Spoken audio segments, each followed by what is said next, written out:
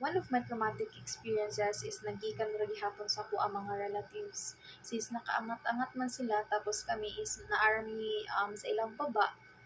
So, feeling nila superior sila. So, feeling nila nga masugo ra nila ang tanang tao, nga madaog-daog lang nila. So, that time kay wala pa mi TV that time. So, akong father is marag contractual lang sa government.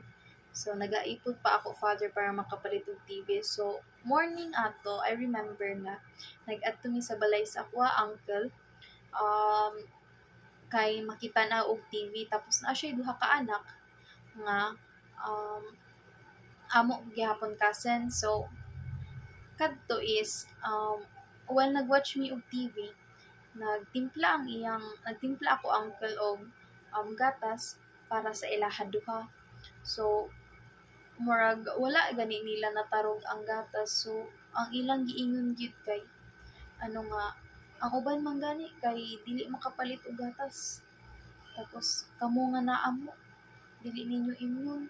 So syempre aware man sila sa amo situation before. So kami nasakitan ni. So naapod to experience nga akong ate is first year college siya, tapos nagtibo sila sa ko ang mga cousins og boarding house. So different sila og rooms.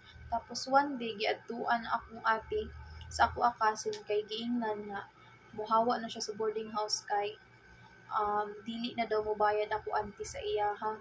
So naghilak ako ate, tapos giadtuan ako, gipangutanan ako ano naghilak siya unya. Ang giingon lang sa akong cousin is napuling siya. So murag naka-feel ko yung ato nga murag na ay something. So naapod that time nga gikuhaan akong kuya og plato sa ako auntie kay iwit na daw siya mukaon kay unahon daw ang mga bisita. So kadto nga mga experiences is maka-trauma gyud kay pareha raman man tao, although naa sila money, pero dili lang siguro mag-ingato ba kay tao raman ta, na maka-benefit man pud mo sa amoa kay sundon man ang inyong mga gusto.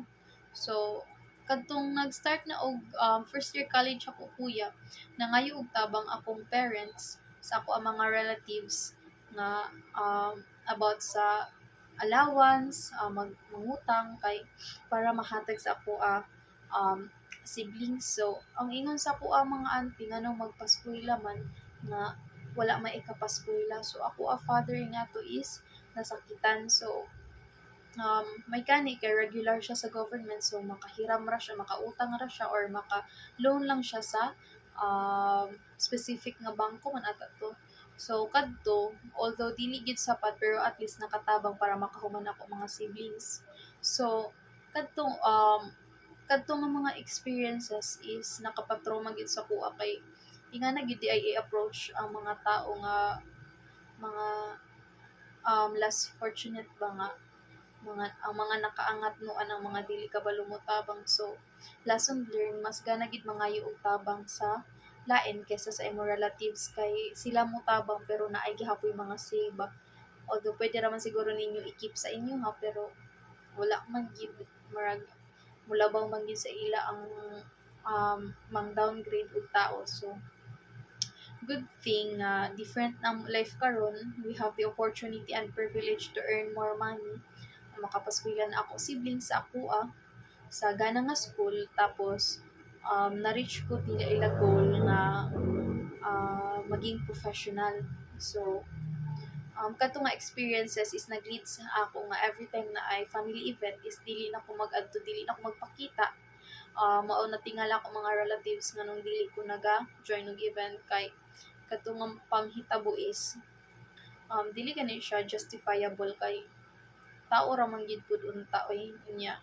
Di lang siguro mag-ingato, dapat gani mo tabang pa para maka maangat, or motabang for the meantime kay sila ang naa pero wala man gid. So ako trauma is nagikan na gid pud sa ilaha. So we forgive pero we never forget the experience kay sila mismo ang nagpa-experience sa among ingana. So mao lang, thank you.